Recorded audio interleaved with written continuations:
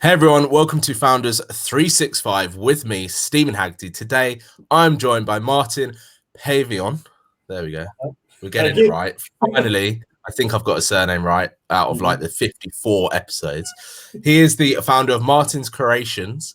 Didn't say Creations, so no more slapping. How are you today, Martin? I'm coming from like a business training workshop in London. So yeah, I'm one of those people that when people ask me about my business and I tell them, I'm just fired with energy for the rest of the day. So yeah, still got that. Well, that's good because my first ever question to you is, tell me about your business.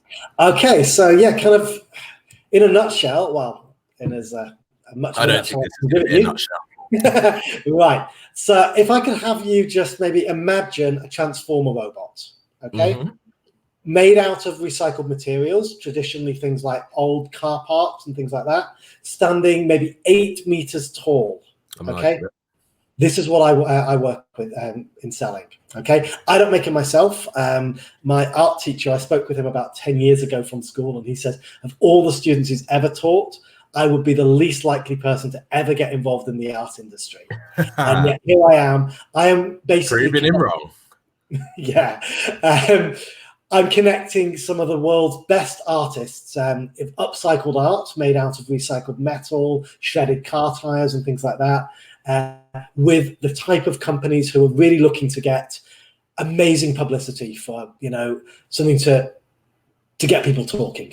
Yeah. And we're talking here life-sized dinosaurs, transformer robot, aliens, predators, all the movie stars, all the superheroes, all things like that.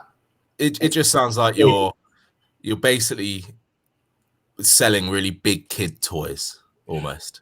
I sell to some very big kids. Well, I try to. There's been a few occasions now when I've had phone calls from clients. This is more when I was selling retail than to corporate clients. And I get a guy really gung-ho. It's like, I want to get like an 8-foot tall alien statue to put in my living room. Where do I pay? I'm like, okay, let's get started. And about 2 weeks later, I get a very sheepish call, and it's like, Martin, I really want this, but my wife, she's telling me if we have this in our living room. But it'd be perfect for like man caves, all that kind of stuff. Yeah. So similar to what your art teacher would probably ask you now, how the hell did you get into selling dinosaurs and basically transformers? Okay, well, I think art has been something which I've kind of grown to learn more about as I've got involved with the business. But what got me was I was living, I moved overseas. I went to live in Thailand, and I was traveling all around Asia. And it was a fledgling industry. We're talking about 20 years back. But what got me wasn't the statues, it was how people reacted to these statues. Okay, so there was a few artists. As I said, it was more kind of a hobby business at the time I arrived in Asia. And originally, the industry started with alien and predator statues. Maybe, I mean, not supersized to the level we're selling at now, but maybe about 2.5 meters tall. Okay, and there was one statue, and I'd never seen anything like this before, in the corner of a market. Okay, very popular tourist market, and I saw it. And I thought, wow, that's interesting. And then I saw everybody around it. And we're talking about, native Thai people.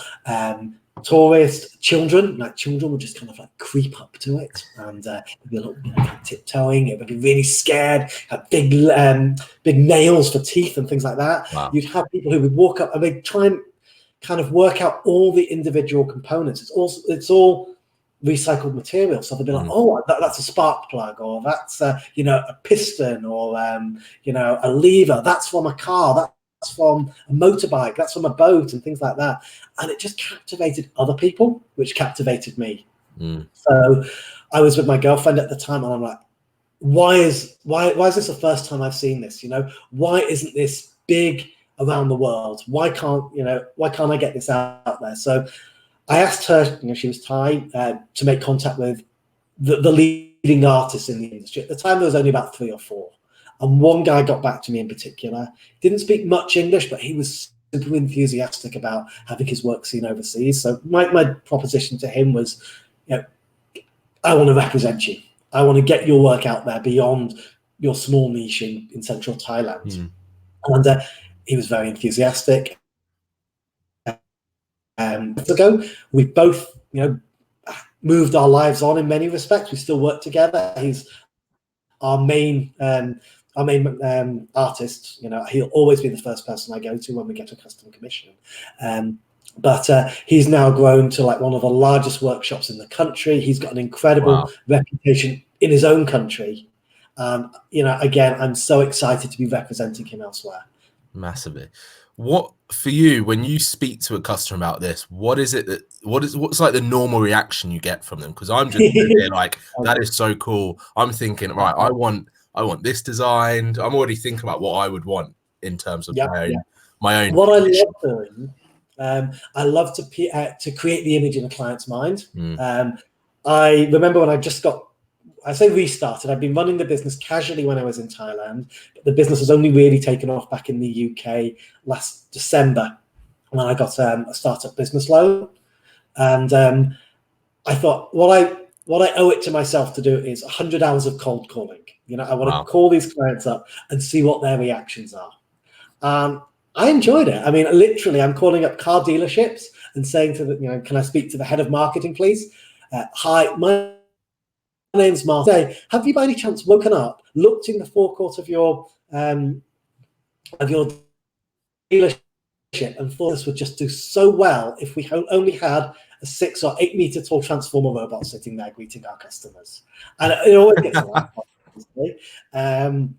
But yeah, we're actually, I'm in discussions with a client at the moment for Comic Con in the USA. And this is my dream type of client where I call them up and they say, we don't really know what we want, but we want something inspiring. It's actually for Afro Comic Con. Okay.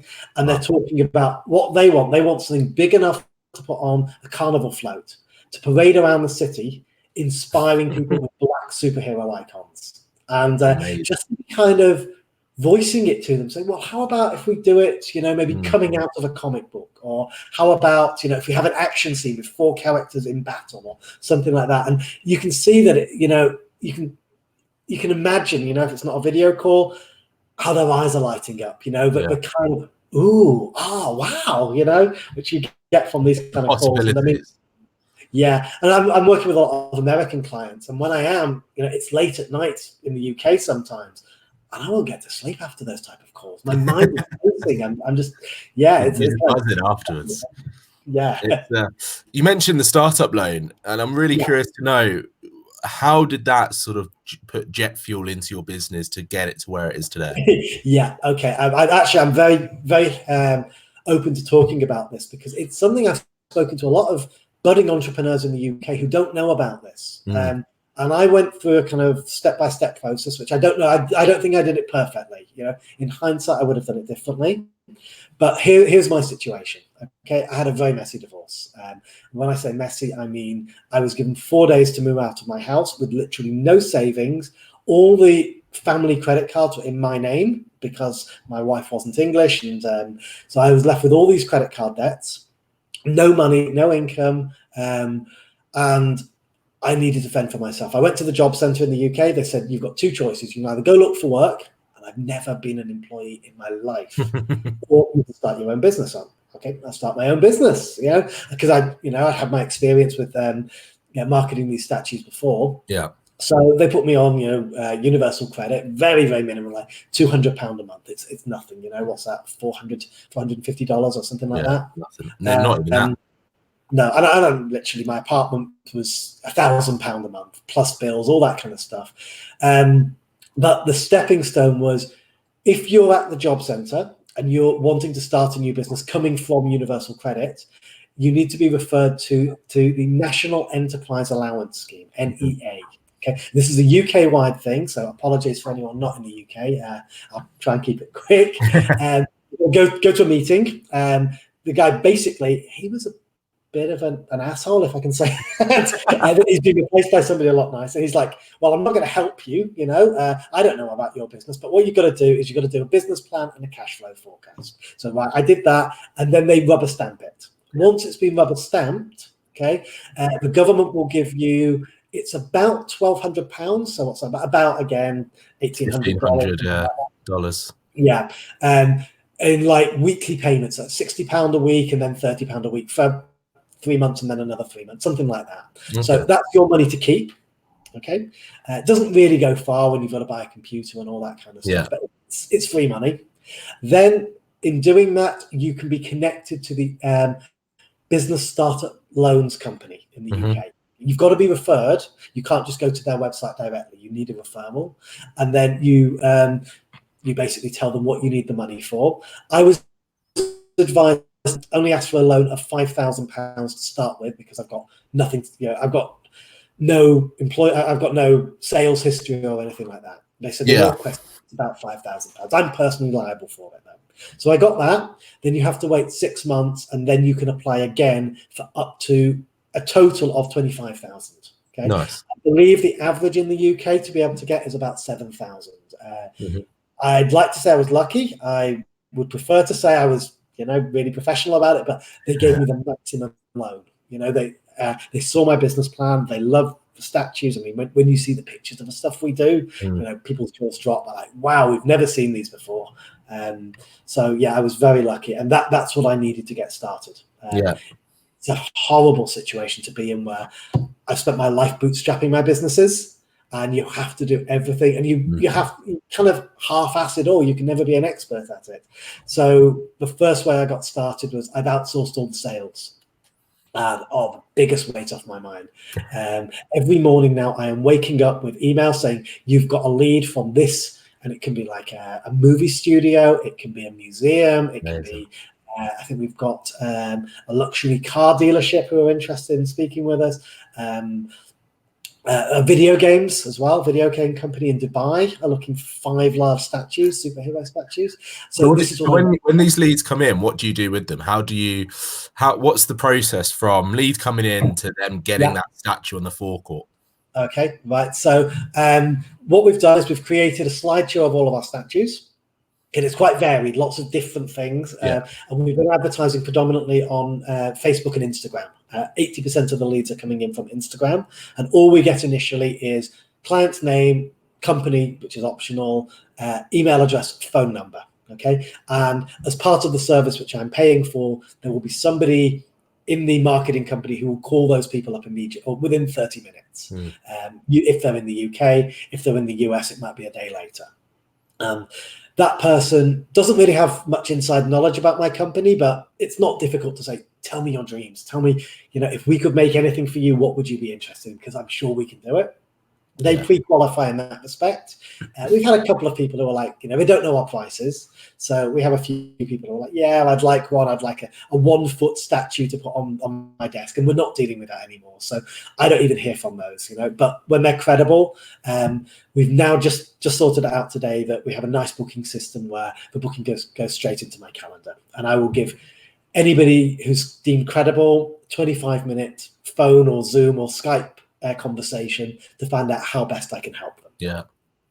For you, because this business is quite unique, I guess. It's quite different. It sure is. You're not speaking to, I don't hear about these businesses every day. What has been the hardest part about that side of it, about getting people to understand it? Like, for example, when you go to a networking event, other than the excitement of, oh yeah, that sounds amazing, and telling people dreams, but about the actual business, how do you get known in that aspect? Again, maybe I got lucky. Okay, when I lived in Thailand, just lucky, I traveled to Thailand. I moved there when I was like 21, and this is a wonderful thing I read in the Key Person of Influence book today, and it was talking about how young people have become, so successful online. And it's because they don't have any fears of the way business used to be. They're not thinking, business is meant to be 9 to 5, working in an office, doing all this. Because they've never known that, they start off, using the technology we've got. And I was absolutely fearless in Thailand. I just put a website out there, and people just came, 20 years ago. And now I've had these limiting beliefs. How do I prove my credibility? It's very rarely an issue. I don't think it's ever been an issue. I remember I ran the business when I was, I registered it in America. And this was my belief that, it needs to be a legitimate registered business in America if I'm selling to American clients. clients, and it never came up once. And I'm volunteering to clients. Do you want to see my incorporation documents? Do you want my liability insurance policies? Like, don't waste our time with that. And yeah, literally over the space of sometimes a single 45-minute telephone conversation, I've had clients who, no questions, what's your bank account? Where can we transfer money? I mean, now we've moved on. I'm actually wearing a shirt today. I'm not in my pajamas, I'm not in my underwear. But the business has formalized a little bit more. But I'm realizing that I don't need to overthink things like that. As long as I'm enthusiastic, not only, I mean, I'm going to these business events and I'm not always connecting with the right people, but if you can transfer that enthusiasm over. I went today, there was people there in all industries, property industries, and they're like, it's not of interest to me, but I've got so many friends who'd love to know more about this. Can I take your card and pass it on to them? I think that's the beauty of where I'm at. It's really not, I think if I'd sat down and formally planned things, I'd be like, oh God, how can I get credibility? How can I how can I attract people? But yeah, the secret so far has been a single slideshow which we're promoting on Instagram. Keeping it simple. I think that's the thing. I think, like you said, that I think if you don't have the fear, then you do so much better. When you said that, what it reminds me of, like, when I used to go skiing in France, you see these like 3-year-old kids that would be shooting down the slope because they don't have any fear about falling over. They don't have any fear about anything. It's only when you get older and you go, oh, I don't want to hurt my knee, or I don't want to hurt my hip. What could go wrong? Yeah, exactly. And it's the same in business. I see it all the time, in that fear of people not putting themselves out there, which you definitely are. And you do it in such a nice way, in the sense of, the reason why I think people are so, like, those conversations where someone said, hey, what's your bank account, is because it's not about you. You're making it about them. You're asking about their dreams, about their aspirations. But how do you stay motivated in the business? How do you stay motivated every day to have this energy and go out there? And obviously there's passion for it, but what else keeps you motivated? I'm living the dream life right now. I was talking to my girlfriend about this, and I said, like, the middle of June this year, I've got to have a gratitude day to recognize it was 2 years since I had to leave my house. And, that was really tough. I mean, that was coming from literally 18 months of waking up every morning with a notification from my bank saying you've gone beyond your overdraft. And I was just totally in survival mode. Having money in my bank account, knowing that I can pay all my utilities, all this kind of stuff, makes things, I don't have any stress. Okay. Yeah. That's a massive thing. And it was all financial stress. It was all, how can I even think straight if I know that I can't pay my rent at the end of the month? So the business startup loan was, a huge blessing in that respect. I also remember, I mean, again, I started from nothing 2 years ago. I go to the job center. They say, do you want to start a business, or do you want to get a job? And I say, I want to start a business. So tell me your experience. And I'm just kind of going through the motions, saying, well, I ran this business. I was selling statues. And, oh, what type of statues? And I say, oh, things like aliens, predators. Just like, do you have any pictures? And I started realizing that it's the other people who were getting so excited for me. Yeah. And then I'm leaving the job center where people are like, wow, thank you so much for coming to the job center. This has been the highlight of my day. These are like job center employees. It's just carried on. Every morning I will wake up, I'll check my calendar, and it will be literally, we have this games company in Dubai interested in 5 large superhero statues. We've got a golf course in Dubai wanting a throne made out of golf clubs, like Game of Thrones style. Very cool. Stuff like that. So it's, I've never had a difficult conversation with a client. We haven't had any problems. The worst thing which has happened once is a client received something that had been slightly damaged, but they're a museum chain and they had someone on site who were able to fix it pretty easily. It was like, okay, we need to be a bit more careful about packing this particular statue in the future. But it's a case of, when I'm first speaking to a client, they're like, wow, we didn't even think this was possible. We've seen your website. We are amazed by everything. So I'm getting their enthusiasm from that. I'm leaving every call on a really positive note. It's like, yes, I can help you. Here's how I'm going to help you. I'm going to speak to the workshop and discuss prices about getting you this, or I'm going to get a sketch artist to contact you so you can arrange a video conference where he can sketch your idea out, you can approve it, and then I move it on to the workshop. Worst case is like, you know what, we haven't actually done anything like this before. It's not really our artist specialty. How about you let me take it upon myself to source some artists for you? I won't have worked with them before, but I will give these artists a call, and if they're up for the work, I'll introduce you. There's always a positive. There's always something I can do to help. For you, what's your best part of your work? Is it those conversations that you're so passionate about, or is it like the delivery stage when you see them unveil it and you see it on that forecourt? Yeah, it's actually the follow-up phone call, the courtesy phone call. Technology has changed a lot with shipping. I mean, this is one of the most beautiful things. I can actually track things, to the hour they actually get delivered now.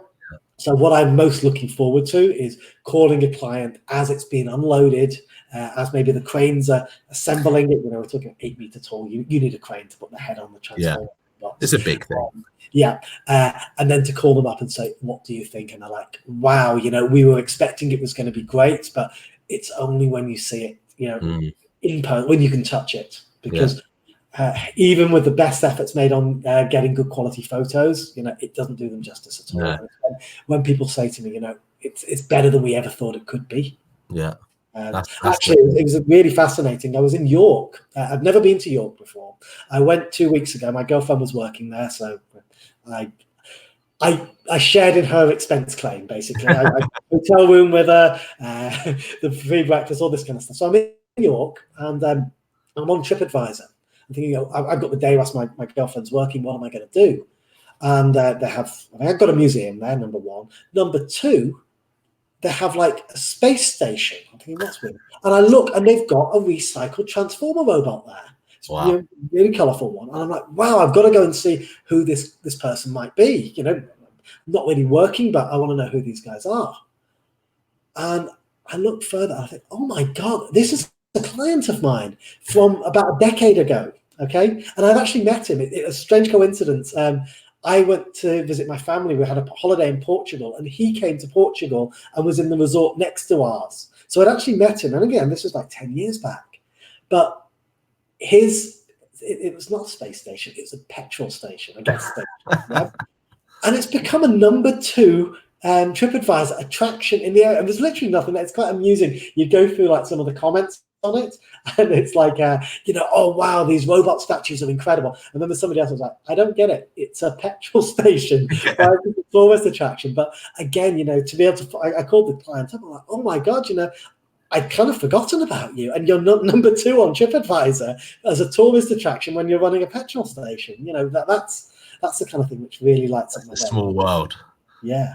It's if you could, here's a random question, but if you could design one, what would you design for yourself? What would you have in your garden? There was one which I've had designed. Okay, I was very significant in the design process of a 3.5 meter tall Godzilla statue. So it's tall, but it's also about 7 meters long, from mouth to tail. Beautiful statue. We created it for a museum chain, and I spent a lot of time online doing the research, speaking to the workshop. This was when their English wasn't particularly good. So a lot of it was like sending them photos with little arrows saying, make this bigger, or we like this head and stuff like that. But more recently, they've created one which is about 1 meter in length. You can't quite fathom on my arms there. People know how much a meter is. Yeah. But actually, I've spoken to the workshop and I said, create 50 of them for me. I want to give them to my clients. I want to have one. That'd be nice. To me, that is like, that is my token of, where I've always wanted the business to be. It's a 1 meter Godzilla statue. Amazing. Where do you want this to go? So, you've had not an easy couple of years, let's put it that way. But definitely, you're flying now, like you said, you're super happy now. Things are going in the right motion. So where do you now want to take this? Where's it heading? Yeah, I love this question. So again, I get my business funding in December. I'd already been talking with like the sales and marketing company saying, as soon as I'm approved, we can get started with that. So they got started immediately. My business plan, my cash flow forecast was we wouldn't get a single sale for the first 4 months. and we got 42 credible leads in the first 3 weeks. Wow. Okay. So the business is growing faster than I've been able to handle. And I've been looking at all the changes in technology over the last 6 or 7 years. Everything's changed and it's beautiful. Okay. For example, Excel has been replaced by Airtable, which is beautiful. I can create this one universal database and share parts of it with the workshops. So I'm contacting the workshops now. You know, a lot of these are, you know, third world countries with very little computer infrastructure. So look, let me share the database with you. You know, here you just upload your photos of the statues here, you enter it into this form and it gets added, and all the clients around the world who are interested in, you know, whatever this is get notified immediately. There's a limiting belief to an extent that I have to physically go and visit every workshop. And I found companies online which will go and inspect workshops to international quality standards. So where I was planning to be is I thought, I'm going to tour the world. You know, I'm going to go visit these workshops one by one until they get my seal of approval, which is a lovely thought, but I'm not an engineer. What is a seal of approval from me? There are professional companies out there who will do, you know, huge 30-page reports on all the minuity, all the technical side of what I'm doing. And I can send them to these workshops all around the world. So where my initial plan was like represent 3 or 4 workshops within one country, I'm building up a contact sheet now. I mean, today already I woke up, had 2 artists, one in India, one in America, who've contacted me, and they want to work with us. They want to be one of our artists when we're promoting their work. Amazing. And it's like, yeah, we'll do that. I'm going to send somebody over to your workshop to do a 1-day audit of your workshop. Every time something is produced, we will send somebody over to do an inspection of it with a full safety certification, everything like that. It's mind-blowing how quickly I can grow just by doing that. It can all be automated, basically. I give the workshop a survey online. They can complete it. If I like the look of what they're doing, I contact them. We find a way to incorporate their work into our database, which I've done a few times. Send the QA people over to the workshop. We can be up and running with them within 3 or 4 days. That's crazy. The other thing as well is technology with shipping has changed. It was taking 14 days to get a shipping estimate. Clients were saying, I want to order. And I'm like, you'll have to wait patiently until I tell you how much it's going to, you can get it immediately now. Okay. So we're going to grow like crazy. My 3-year plan is to be representing 500 independent artists by that stage. Wow. How will you manage that? Because again, you know, technology's changed. We've got, it's not just like Airtable I'm using now, which is it's a database spreadsheet hybrid. It's all online. But do you know Zapier? I don't know how technical you want to get. Yeah, Zapier is like, the glue which connects all these like futuristic services. You have your CRM system, which connects with my product database, which connects with my accounting package, which connects with our brochure creator for all the statues, and it can all be streamlined. This is the most beautiful thing about it. There's a lot of knowledge I have. You know, I've spent 10 years. I've spent a lot of time physically at workshops, seeing how things are produced. And it's a case of now getting that information out there onto my website in terms of videos, brochures, a book. I definitely want to get a book written. And, you know, to get it to that stage where every day we're the authority business in this type of industry. You know, we don't get clients who want to micromanage. They just say, give us something amazing. Just get on with it. Leave it to us. That's amazing. And I want to be that person in the industry where any, you know, IBM, BMW, whatever, they want something spectacular. I'm the number one person to come to. They say, we don't know exactly what we want, but we'll leave it with you. Here's our budget. Here's our time frame. And I say, you know what? Here's your options. We've got 10 artists here. Each of them proposing this. Let me know what you want, and we'll sort it all out and make sure it'll be delivered on time. It definitely sounds like you're en route to getting those 500 anyway. Very excited. My final question to you is, and you knew it was coming, so what are three tips that you can give to fellow founders to help them grow and, you know, be the best people they can be? Okay, I'll see what comes out. Okay, it was an interesting one today, actually. And again, this was from the Daniel Priestley Key Person of Influence book. Was it from a book? Or he said it or something? But basically, it's like I was realizing. He said quite blatantly today.